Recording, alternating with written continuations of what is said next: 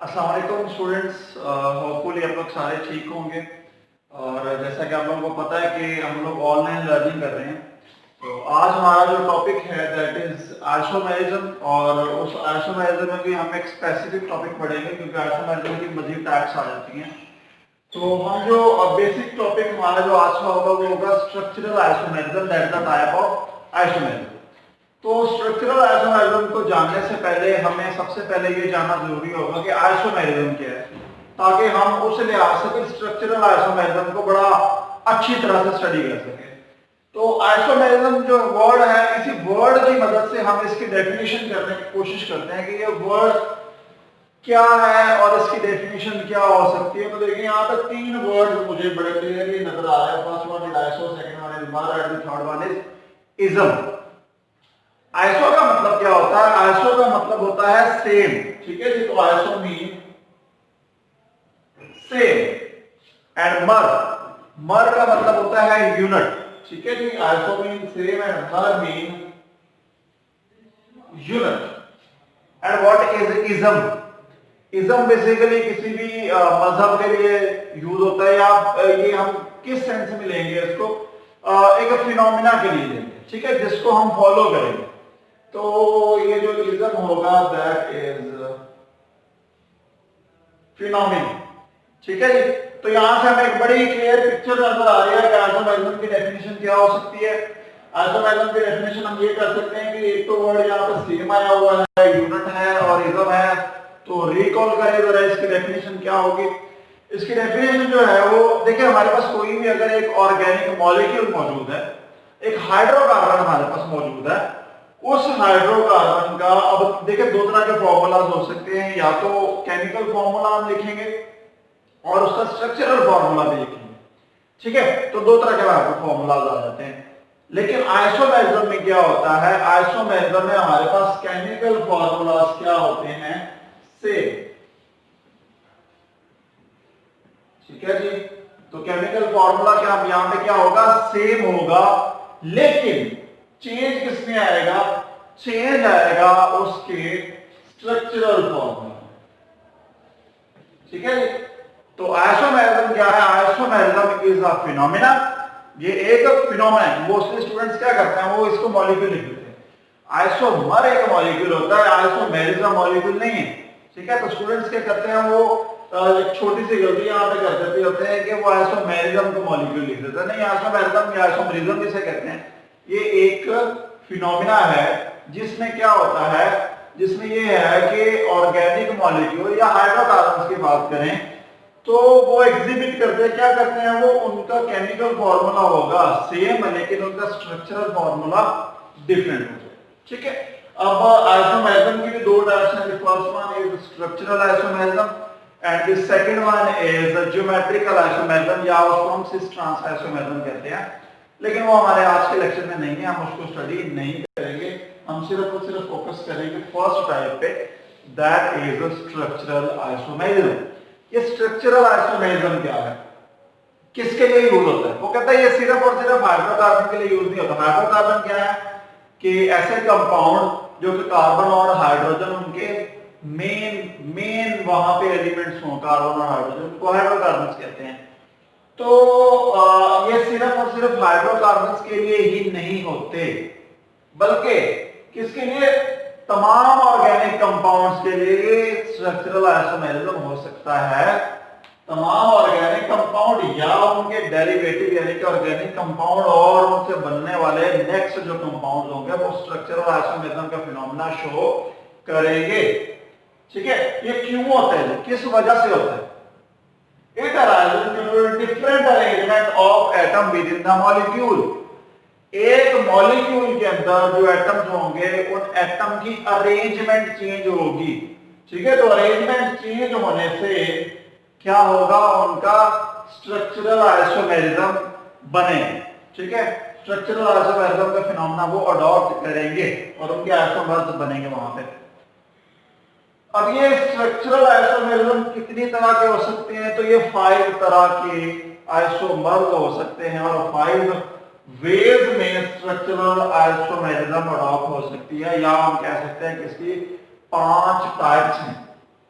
कौन सी टाइप है? First one is chain isomerism, second one is position isomerism, third one is functional group isomerism, fourth one is metamerism and the fifth one is tautomerism.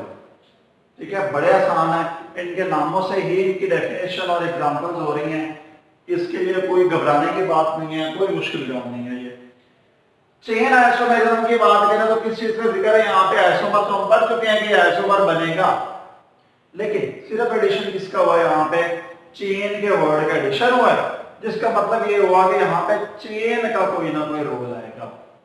ठीक हो गया? तो chain का किस तरह से रोल आएगा? This kind of isomerism arises due to the difference in nature of carbon chain. यहाँ पे क्या होगा? कार्बन चेन चेंज होगी, बस और कुछ नहीं होगा। चेन केमिकल फॉर्मूला होगा, स्ट्रक्चरल फॉर्मूला डिफरेंट होगा। अब स्ट्रक्चरल फॉर्मूला डिफरेंट कैसे होगा? चेन आइसोमेरिज्म की टाइप में वो स्ट्रक्चरल फॉर्मूला इस तरह से चेंज होगा कि उसमें कार्बन एटम की जो चेन है सिर्फ और सिर्फ वही चेंज होगी। मैंने यहाँ पे एक एग्जांपल लिख दी है, एक हमारे पास स्ट्रेट चेन मौजूद है। ये कौन सा कंपाउंड है? 1 2 3 4 एंड 5, 5 कार्बन है, तो ये पेंटेन है, सिंगल बॉन्डेड है, तो ये पेंटेन है। ठीक है, और ये स्ट्रेट चेन है, इसको हम चेंज करेंगे। आप देखिए केमिकल फॉर्मूला सेम रहना चाहिए, C5 ही रहना चाहिए। ठीक है, हाइड्रोजन 12 है तो 12 ही रहने चाहिए। यहाँ पे कैसे चेंज होगा? इसको हम ब्रांच चेन में लेके चले जाते हैं, CH3 CH2 and then CH3 और ये यहाँ पे आ गया CH3। क्या किया है? सिर्फ और सिर्फ इसको उठा के यहाँ पे हमने चेन बना दी। ठीक है, लेकिन आप कहेंगे यहाँ पे CH2 था, फिर CH कैसे आ गया? ये CH2 था, ये CH3 कैसे आ गया? तो एक चीज ध्यान में रखनी है, ऑर्गेनिक केमिस्ट्री करते वक्त एक चीज, एक सिंपल रूल आपने ध्यान में रखना है, आपका कोई फॉर्मूला गलत नहीं होगा। क्या? कि कार्बन कितने बॉन्ड बनाएगा? अच्छा, कार्बन हमेशा कितने बॉन्ड बनाएगा? अच्छा, तो देखें जी कितने बॉन्ड है? 3 हाइड्रोजन के साथ है, एक अगले कार्बन के साथ 4। ठीक है, 2 इस कार्बन के बॉन्ड है, हाइड्रोजन के साथ एक यहाँ पे और एक यहाँ पे 4। CH एक बॉन्ड है हाइड्रोजन के साथ, एक यहाँ पे 2 3 और 4। इसके देख लें CH3 3 बॉन्ड कार्बन ने बनाया और चौथा बॉन्ड पिछले वाले कार्बन के साथ बना रहा है। कार्बन हमेशा बॉन्ड कितना बनाएगा? 4। और कार्बन के अगर आप बॉन्ड 4 याद रखते हैं तो बिल्कुल मुश्किल है ही नहीं ऑर्गेनिक केमिस्ट्री। ठीक है, एक चीज याद रखने, कार्बन ने बॉन्ड बनाया 4। उसके बाद है जी पोजीशन आइसोमेरिज्म। इस पोजीशन आइसोमेरिज्म में क्या होगा? देखिए नाम से जाहिर हो रहा है कि यहाँ पे पोजीशन चेंज होगी। ठीक है, क्या चेंज हो रहा है? पोजीशन चेंज हो रहा है। कैसे पोजीशन चेंज हो रही है? किसकी पोजीशन चेंज हो रही है? It arises due to difference in the position of same functional group. क्या होगा? एक फंक्शनल ग्रुप जो किसी ऑर्गेनिक कंपाउंड के साथ या हाइड्रोकार्बन्स के साथ लगा होगा, वो फंक्शनल ग्रुप, उस फंक्शनल ग्रुप में क्या होगा जी? डिफरेंस आ जाएगा, difference in position of functional group. अब फंक्शनल ग्रुप सारे का सारा चेंज नहीं हो रहा, बल्कि क्या हो रहा है? चेंज हो रहा है सिर्फ और सिर्फ उसकी पोजीशन चेंज हो रही है। ठीक है, तो यहाँ पे कौन सा फंक्शनल ग्रुप था? यहाँ पे फंक्शनल ग्रुप है जी chlorine, Cl is a functional group in this case. ठीक है, इसका नाम क्या है? 1 2 एंड 3 कार्बन है अगर ये हमारे पास, तो ये बन गया मीथेन, इथेन, प्रोपेन। तो ये प्रोपेन क्लोरीन लगा हुआ है तो प्रोपाइल क्लोराइड इसका नाम है। ठीक है, लेकिन हम अभी उसकी तरफ नहीं जाएंगे क्योंकि वो आप लोग चैप्टर 8 में कर लेंगे, बल्कि करवा देंगे आपको। ठीक है, this chlorine is a functional group. अब क्या होगा? इस फंक्शनल ग्रुप की पोजीशन चेंज हो जाएगी, इस तरह से चेंज होगी, CH3 CH CH3 and this will come here and this will become, ये वाला बन जाएगा ये। ठीक है, क्या होगा? कुछ भी नहीं हुआ, सिर्फ और सिर्फ क्लोरीन की जगह चेंज हुई है। और क्लोरीन क्या था? फंक्शनल ग्रुप था, जगह चेंज हुई, पोजीशन चेंज, पोजीशन चेंज हुई, पोजीशन आइसोमेरिज्म बन गया। ठीक है, तो third type is functional group isomerism. अब ये वाला फंक्शनल ग्रुप आइसोमेरिज्म और पोजीशन आइसोमेरिज्म आपस में एक दूसरे के साथ थोड़े से वर्ड जिनके मिलते हैं, इनमें कंफ्यूज नहीं होना आपने।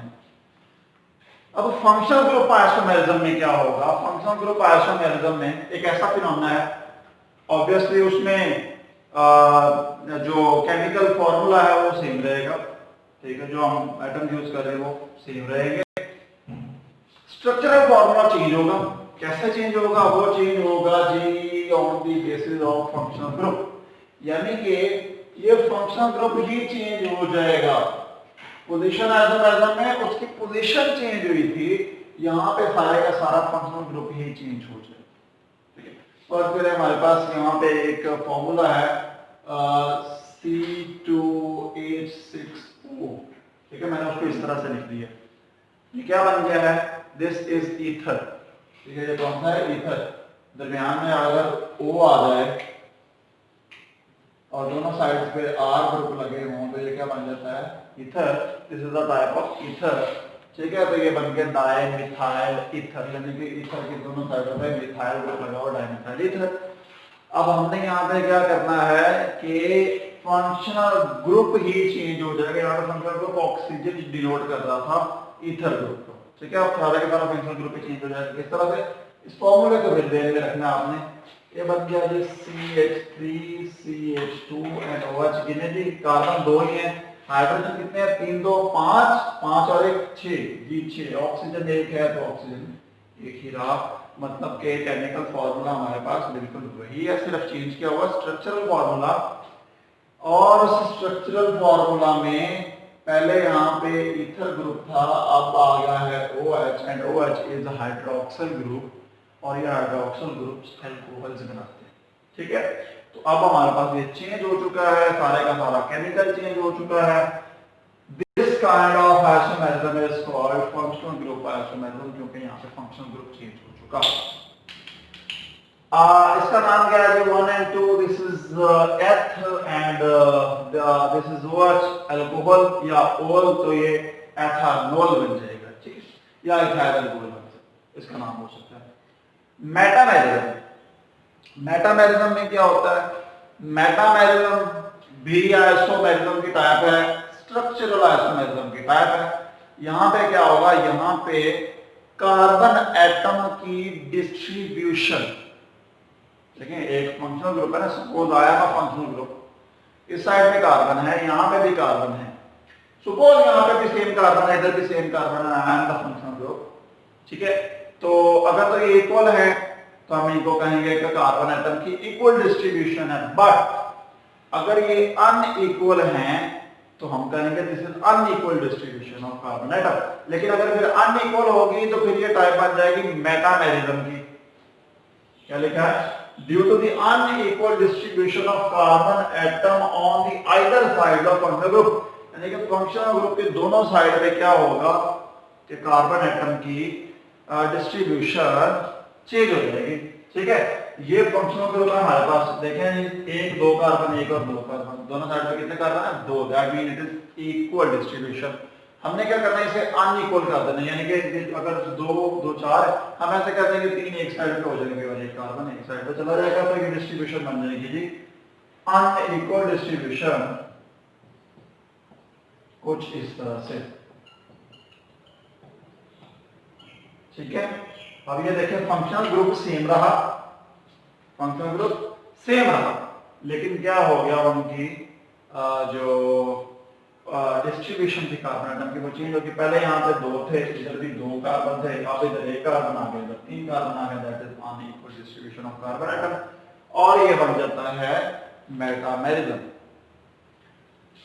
Last and very important type, ये शॉर्ट क्वेश्चन में पूछ दी जाती है, व्हाट इज टॉटोमेरिज्म, ठीक है। इसके साथ इसको मिला के पूछा जाता है differentiate between metamerism and tautomerism. लेकिन अगर ये एज अ होल क्वेश्चन आएगा तो ये लॉन्ग क्वेश्चन आता था चैप्टर 7 में से। अच्छा जी, तो टॉटोमेरिज्म क्या होती है? टॉटोमेरिज्म अकर करती है due to the shifting of proton, proton shift कर जाता है एक ही मॉलिक्यूल में, एक मॉलिक्यूल है उसमें प्रोटॉन शिफ्ट कर देता है एक एटम से दूसरे एटम की तरफ। Let's say this is a molecule, ये हमारे पास एक मॉलिक्यूल मौजूद है, R is denoting any alkyl group, ठीक है। ये किसी भी अल्काइल ग्रुप को शो करवा रहा है, हम यहाँ पे CH3 भी लिख सकते हैं, CH3 Cl2 भी लिख सकते हैं और कोई भी अल्काइल यहाँ पे आ सकता है। ठीक है, तो ये एक मॉलिक्यूल है, इसमें एटम्स में से क्या होगा, एक सेम मॉलिक्यूल में से एटम में से क्या होगा, जो प्रोटॉन चेंज हो जाएगा, शिफ्ट कर जाएगा एक एटम से दूसरे एटम की तरफ। क्या हुआ कि R C and then it became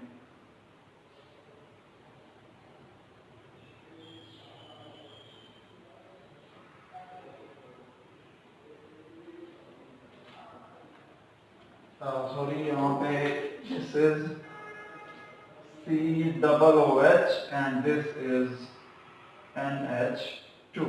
ठीक है, अच्छा अब हम क्या करेंगे, सिर्फ और सिर्फ प्रोटॉन शिफ्ट हो जाएगा, प्रोटॉन इज हाइड्रोजन। ठीक है, हाइड्रोजन क्या है, प्रोटॉन है, तो यहां से जी ये चला जाएगा H, तो ये बन जाएगा COO और ऑक्सीजन नेगेटिव चार्ज। ठीक है, क्योंकि बॉन्ड देखें, ऑक्सीजन 2 बॉन्ड बनाता है, कार्बन 4 बॉन्ड बनाता है। यहाँ पे हम देखें तो इस ऑक्सीजन के बॉन्ड, ये जो लास्ट वाला ऑक्सीजन है, इसके बॉन्ड पूरे नहीं हो रहे हैं। ठीक है, तो इस पे चार्ज कौन सा आएगा जी, नेगेटिव चार्ज आ जाएगा, और ये प्रोटॉन शिफ्ट होगा इधर, तो ये NH2 की जगह बन जाएगा NH3, एक ज्यादा प्रोटॉन, तो that will become NH3 positive. ठीक है, और इसको हम ज़्विटर आयन भी कहते हैं। ठीक है, और समटाइम्स पेपर में क्वेश्चन ये पूछ लिया जाता है कि what is zwitter ion, ज़्विटर ion क्या है, तो ये ज़्विटर आयन है जी, आपने ये लिखना होगा उसकी जगह पे, ये सारी definition and this is zwitter ion लिखना होगा। ठीक है, and this was the whole lecture for today. Hopefully समझ आ गई होगी, नहीं आई क्वेश्चंस पुट करें, फॉर नाउ आंसर दे जाएगा। ठीक है, and thank you very much for listening.